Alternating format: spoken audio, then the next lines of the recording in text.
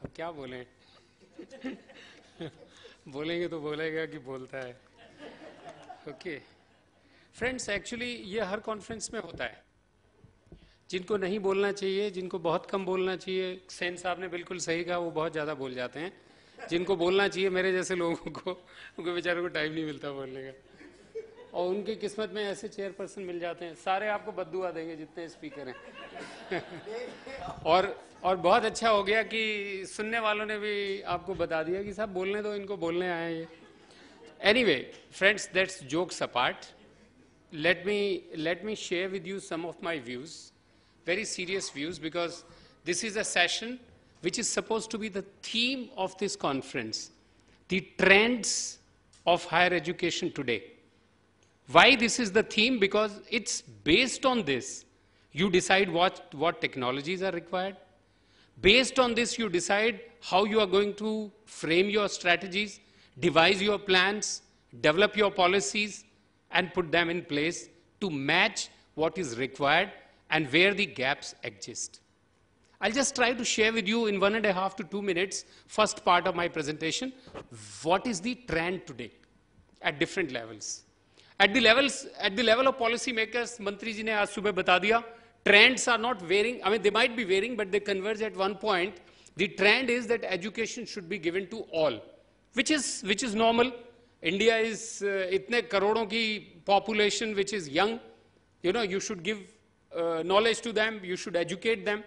एक ट्रेंड ये है कि 600 यूनिवर्सिटी से 1500 university, 12th 5-year plan, 20% drop, 20% Uptake से 30%, और ज्यादा से ज्यादा लोग, ज्यादा से ज्यादा कॉलेज खुलें। एक ये ट्रेंड है पॉलिसी लेवल पे।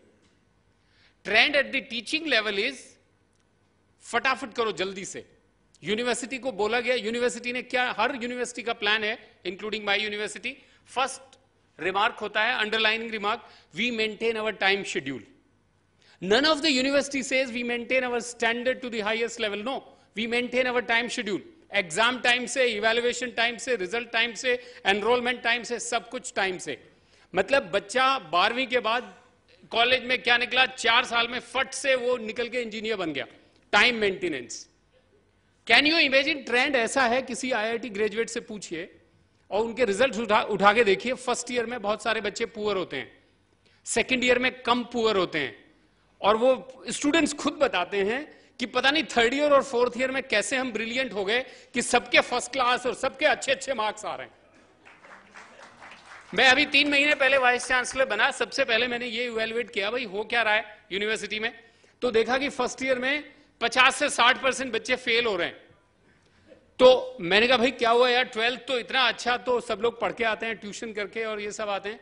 बोले साहब बात ये है, सबसे पहली बात तो ये आई कि साहब फर्स्ट ईयर में आते ही उनको अंग्रेजी पढ़नी पड़ती है। दूसरी बात यह है कि फर्स्ट ईयर में सारा 4 साल का सिलेबस जो सबसे मुश्किल है वो फर्स्ट ईयर में ही है, और बोले जो गेस्ट फैकल्टी है वही फर्स्ट ईयर में पढ़ाती है, और जो बड़े प्रोफेसर हैं वो थर्ड ईयर और फोर्थ ईयर को पढ़ाते हैं। ट्रेंड की बात कर रहा हूं मैं आपको यूनिवर्सिटी लेवल पे। अच्छा, स्टूडेंट लेवल पे क्या ट्रेंड है? फर्स्ट ईयर और सेकंड ईयर में रगड़ाई होती है, थर्ड ईयर से वो बात करने लग जाते हैं प्लेसमेंट की। जो प्लेसमेंट सेल होता है उसके साथ सारे बच्चे, जो टीचर प्लेसमेंट सेल का इंचार्ज होता है, सब उसकी चमचागिरी कर रहे होते हैं। मजाक नहीं कर रहा हूं friends, it is a fact. Before they get the degree, पहले से उनका फिक्स होता है कहां से एमबीए करना है। ट्रेंड यह है कि ज्यादातर हमारे बच्चे जो हैं वो बाहर जाने का कर रहे हैं, लेकिन अनफॉर्चुनेट ट्रेंड यह है कि वो किसी टेक्निकल डिग्री के लिए नहीं, वो सब के सब एमबीए करने जा रहे हैं। और अभी एक साहब ने बताया कि 200 बिजनेस स्कूल्स बंद हो गए, शट डाउन।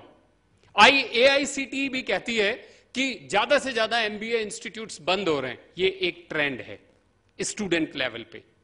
तो ये 3 ट्रेंड हैं, और इन ट्रेंड्स का क्या आउटकम हो रहा है मैं आपके साथ शेयर करना चाहता हूं।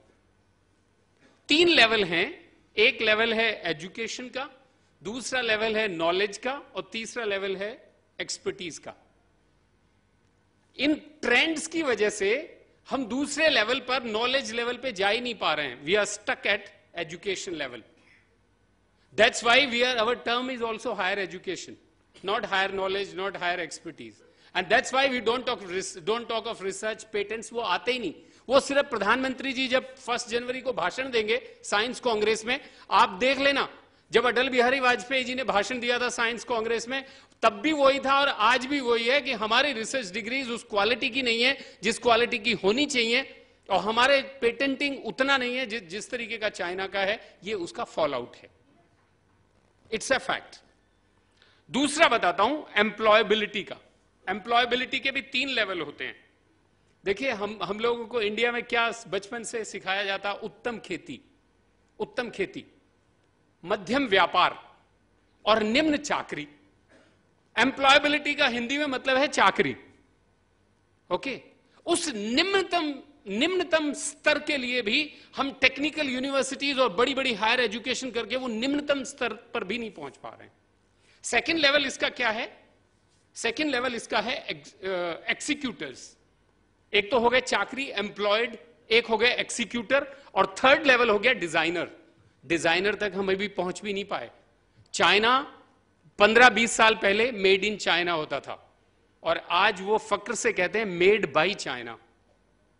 और इंडिया अभी हम बड़ी मुश्किल से, बाहर जाइए कपड़े खरीदिए, बड़ी मुश्किल से किसी कपड़े पे मिल जाएगा मेड इन इंडिया, अदरवाइज लिखा भी नहीं होगा मेड इन इंडिया।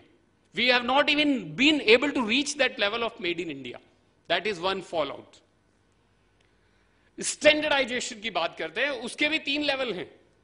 एक लेवल है कैपेबिलिटी का, दूसरा लेवल है डिफरेंशिएशन का, और तीसरा लेवल है बहुत हाई है, that is harmonise standardisation at the international level. ज्यादातर यूनिवर्सिटीज जो हम बात कर रहे हैं 650 या 640, I don't know what is exact value and where do we figure, we are still at the capability struggle stage. We have not even gone to the next stage, that is differentiation. कुछ universities differentiation कर रही हैं जहां बच्चे council होके चले जाते हैं, बाकी सब इधर उधर कहीं ना कहीं एडमिशन लेके सब लोग डिग्री ले लेते हैं। That is what the status is. The next thing which is the fall out, that is about the quality of education, is accreditation. That also has 3 levels. The first level is being able to walk. Second level is comply. And third level is go beyond. There are hardly any institutes and university in the country which are beyond level. Hardly any, counted few. Most of us are trying to struggle to comply. If you take the list of NBA accredited universities or colleges in the country, I think the top is Tamil Nadu, Andhra Pradesh, and Karnataka, and there again the institutes are not more than 50 or 60. A state like UP, only 7 or 8 colleges which are actually NBA accredited. So what are we talking? The last one is the evaluation. We evaluate our students. किसी university में 60% आ रहे हैं, वही बच्चा अगर किसी और university में जा रहा है उसके 90% आ रहे हैं, we are not able to evaluate them. उसके भी 3 लेवल हैं। एक डिस्क्रिप्टिव लेवल है, एक एनालिटिकल लेवल है, और लास्ट लेवल क्रिएटिव लेवल है।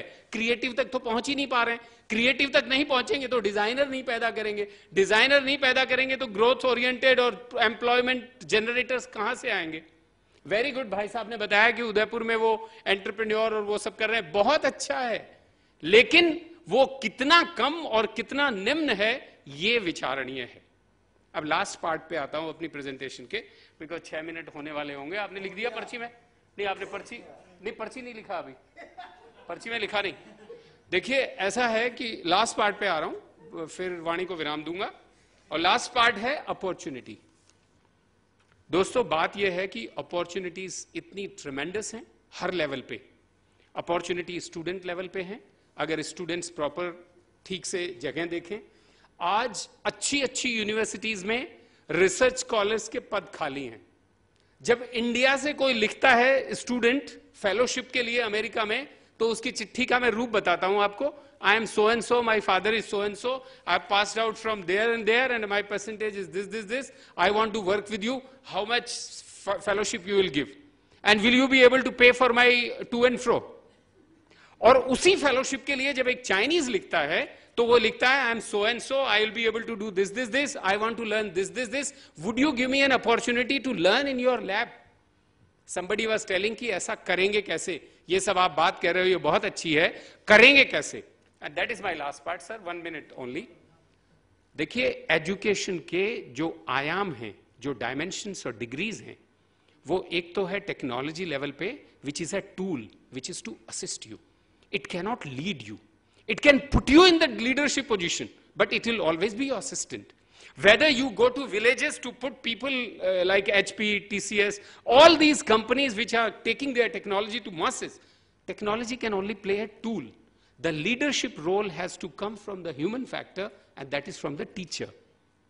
The teacher has to play the role of showing the student this is the way to go, this is the way not to go. Do's and don'ts has to be shown by the teacher. अच्छे अच्छे restaurants इसलिए नहीं चलते कि उनके पास production capacity है और बहुत बढ़िया एयर कंडीशनिंग रेस्टोरेंट्स हैं. वो इसलिए चलते हैं क्योंकि उनको पता है कि कितनी हींग डालनी है, किस में किस चीज का छौंक देना है और किस तरीके से सर्व करना है. ये टीचर सिखाता है. ये ह्यूमन फैक्टर है.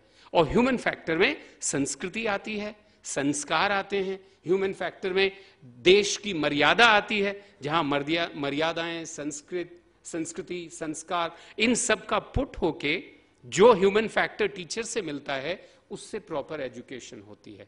प्लस जो मोस्ट मॉडर्न टेक्नोलॉजी है, used as a tool, makes the whole thing success. I thank you all for giving me this opportunity. मुझे इंदौर आके बहुत अच्छा लगा.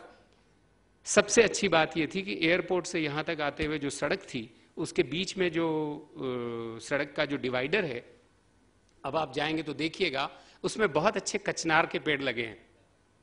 मैंने कहीं नहीं देखा, सिर्फ मैंने गुजरात में देखा है कि हाईवेज पे निकल जाओ तो चारों तरफ बरगद के पेड़ हैं और अच्छे अच्छे पेड़ हैं. ये सिर्फ इंदौर में देखा.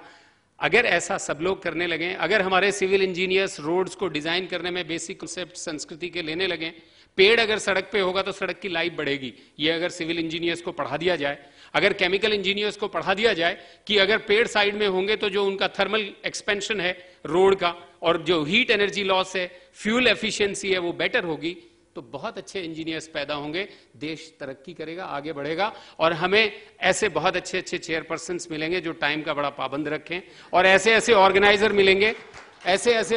मिलेंगे, जो ये ध्यान रखें कि हर सेशन को बराबर बराबर टाइम मिले और हमारे जैसे गरीब आदमी को भी बोलने का मौका दिया जाए. Thank you very much. आपने मुझे सुना, मैं आपका बहुत आभारी हूं और इंदौर आके बड़ा धन्य फील करता हूं और भाग्यशाली समझता हूं.